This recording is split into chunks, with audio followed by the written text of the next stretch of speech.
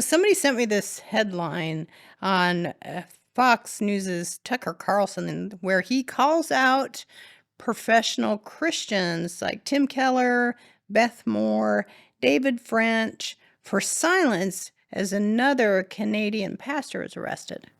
Well, you and I are friends with Artur Pawlowski. So he's one of the Yes. ones that was known for being arrested multiple times because he wouldn't close his church. He's a Canadian guy, and he's And he wouldn't close his church for. well, it was for COVID stuff, right? And yes, it's Canada, but the bottom line is in America, the government should have nothing to do with the church. There's a separation there. We flipped that around, but I think what he's saying is they were well, let's just use the term Christians in name only. Because I get tired of it too. People that have all these gigantic, big old ministries and are not active in the problems of the world. The problems are in the world are many. We've got financial problems. We've got governmental problems, leaders that don't know how to represent people, and we've got health problems where big pharma is dominating Yes. everything. And I think personally that in the institutionalized church that health ought to be talked about. It makes Shouldn't sense it to be me. a priority? Well, I think so. It just makes sense, but I don't see it. Even in our own world, we talk about it a lot, and I don't think there's any of these quote unquote professional Christians. I don't know those people personally, but I know who they are. But I don't think they would disagree that health's important, but it's not talked about. And you still have these, donut ministries. I'm not sure what that is.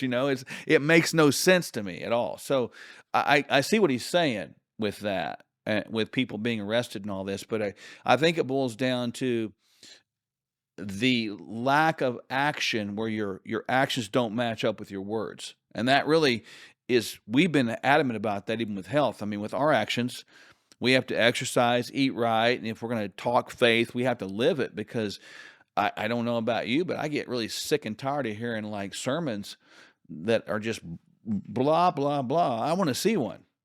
You want to see more action. Right. So I want to see a basically, sermon. yeah, what we're saying is that the church should really step up and be more of, demonstrate more leadership in these areas of health, in the areas of character, in the areas of education, Yep. the areas of even, government. It's not designed to keep the church out of government. It's really the other way around. That's it. And so we've got that thing all backwards. And,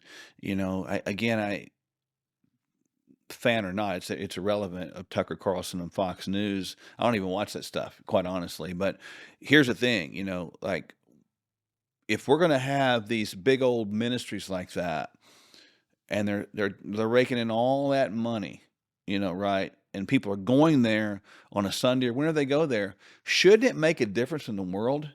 Shouldn't it be some kind of entity that goes out there and actually does something, instead of just being in their own little individual kingdoms? Because that's kind of what it seems like, right?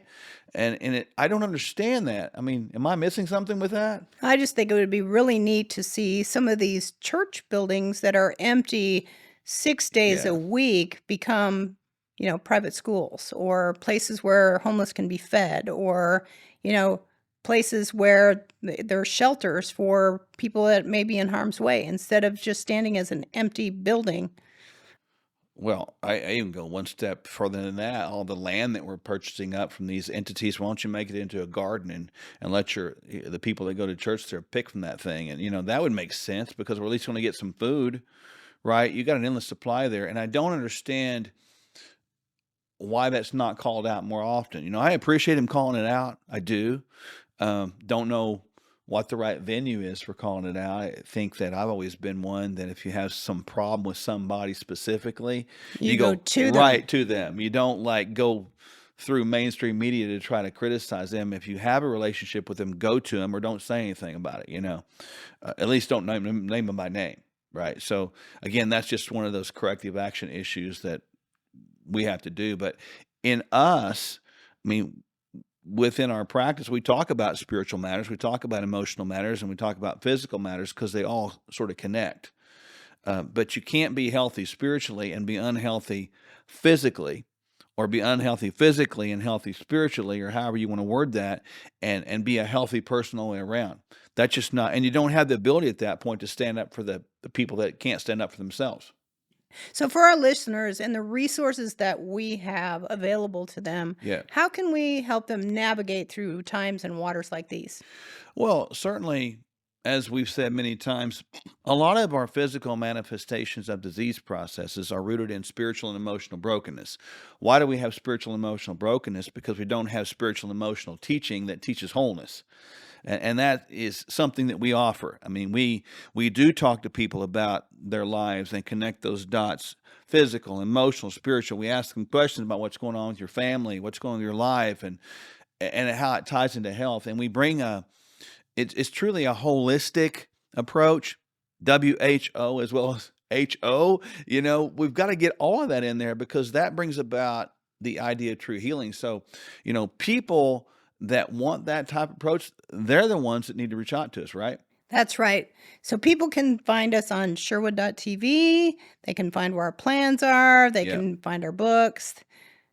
Tons of resources out there for you. So start off with our free ebook. You can see that right at the top of the page at Sherwood.tv. And that ebook's got these principles we just talked about, physical, emotional, spiritual, in them. So that's a great place to start. And people can kind of see why Tucker Carlson perhaps called him out and live the antithesis of that differently. And that's what we're going to teach you to do. And be a hope dealer. That's it. Hope dealers for all. There you go. Let's get real. Most emergency food is just as bad for you as any other choice in the standard American diet. And that's just sad. We don't just need food. We need highly nutritional food. We don't just want to survive food shortages. We are meant to thrive in adversity.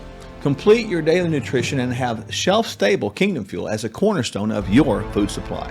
Don't sacrifice your health or your taste buds. Stock up on Kingdom Fuel now. Hello, I'm Kevin Sorbo. Now, there's an old saying, it's not what you know, but who you know that matters. Now, that's true in our careers, spiritual life, and when it comes to our health and overall well-being.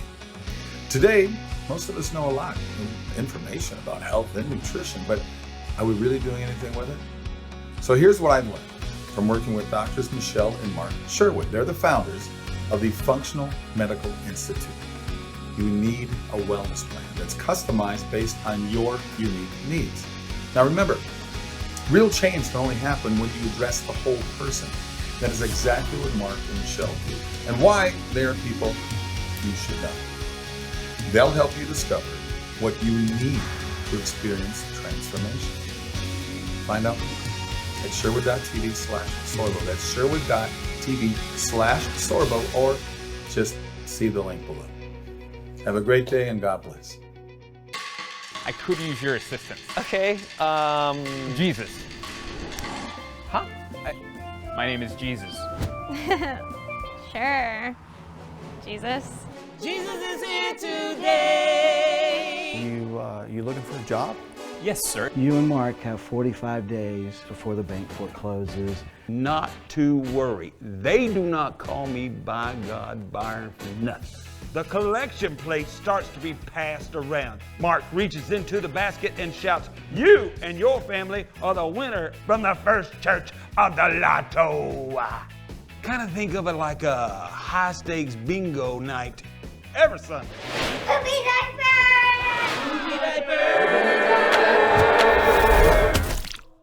This video of the diaper is going viral right before our eyes.